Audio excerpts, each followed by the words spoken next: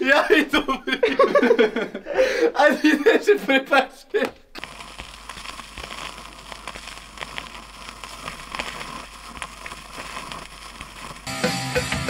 Dobre, OK. Máme tomu, že s týmto som spokojný. To je taký veľmi zaujímavý song. Ak by som mal vysvetliť teda to, že čo je zle konkrétne v tej strofe, tak by som musel hovoriť hudobníckou rečou a to, že proste taká, nesedí to tá.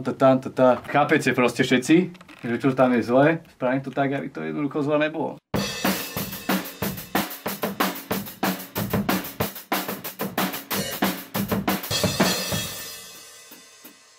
No, sa počujem. No. No, počkaj, už sa počujem.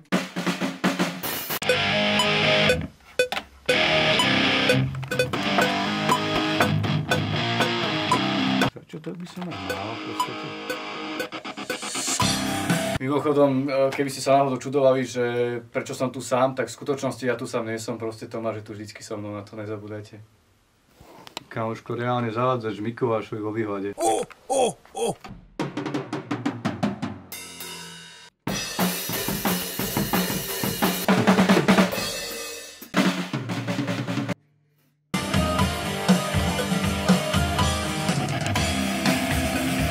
Toto krásne sadlo do tých sekaných gitár, akože. Fú, akože ten... Strašne mi tento koniec proste, jak tam som poradne udrel potom snéry, tak mi to strašne proste pripomína nejaký americký produkciu. Zapamätajte si toto, že jak tu hovorím o tom, že jak ťažko sa nahrávali bicie a pripomeňte mi to, keď budeme robiť spevy. Na Nebezpečenstvo pánku sme spevy nahrávali pol roka. Tak si zober, že to bol vlastne úplne prvý demáč, prvá demo nahrávka a my sme nevedeli, že nič. Tam sú trsátka, ktoré už čakajú, kedy s nimi nahrám gitary a nebudem kúsiť sa venovať bicím. Do srandy som si cez týždeň potrénoval aj gitary na songy a našťastie je tu Tomáš. Ale aspoň na nejaké 2-3 si zahrám, by sa nepovedalo. Co mi tu krútiš? Chcem si pozrieť, jak krivo som to nahral. Ale akože dám aj počudovať, to nevyzerá, že by to bolo až také krivé. Zatiaľ to nepočujem. Dobre znamenie.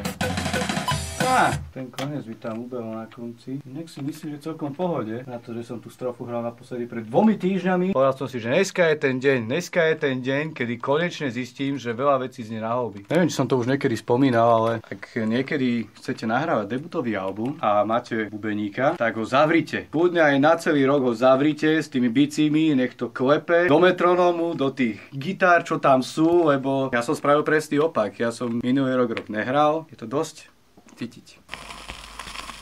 Takže dneska máme 19.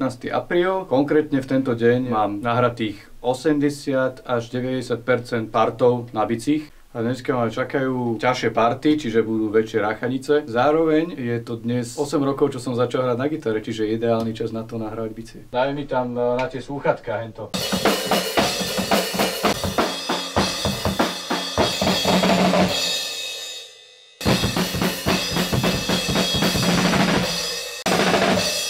Ja som inak zabudol, že dneska dojde ten typek z vydavateľstva. Jaký typek? Z nahrávacej spoločnosti. A ty vieš, čo je dneska za deň? Nie. No náš Púvko pes, náš má narodeniny. Aha, ups. No tak nič. Tak ja musím mu ísť zostrihať nechty.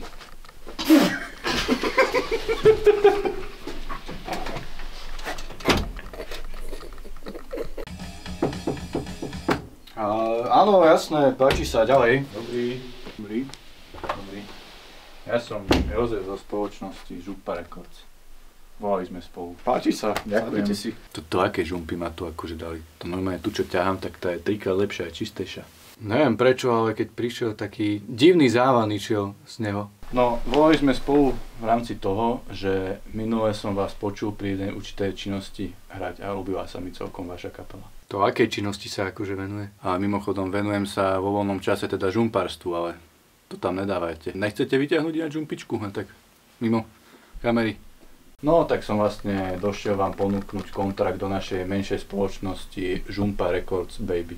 Kto už akože svoju spoločnosť nazve Žumpa Records Baby? To znie popravde celkom zaujímavé. Ale viete čo, brat je aktuálne na rodinnej oslave. Ja neviem, jak to tu máte s bratom akože nadstavené, ale ja sa môžem na tú vašu spoluprácu sa vysoká vysrať. Ja som tu nahrával Mekyho Žbírku, Barbarus Spracer a Blink 182. A viete čo, idem sa radšej venovať mojej dôležitejšej činnosti, ako sú vaša kapela. To čo bolo? Tomášovi radšej o ňom ani nepoviem. Aj nechcete ináč vykefovať kanál? Teraz máme novú akciu, že hotdog plus vykefovanie kanálíku zadarmo. Prosím vás, choďte už domov. Idem teda počekovať ten začiatok. Poďme to vypočuť, že či to je ok. To vidím, že už mi nesedí hneď prvý. Akože tento z nich znie asi najnormálnejšie popravde. Toto dobre bolo. To si buchol po kraji bubna. Asi očividné.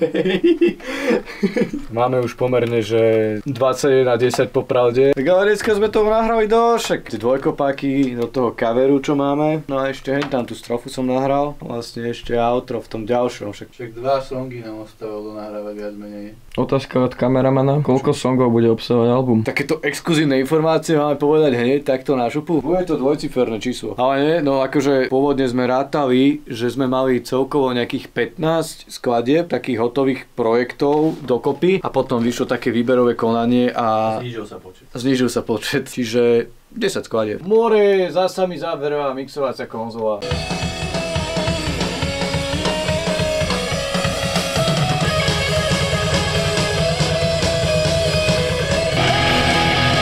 Akože to solo je silné, kámo, to musíš uznať.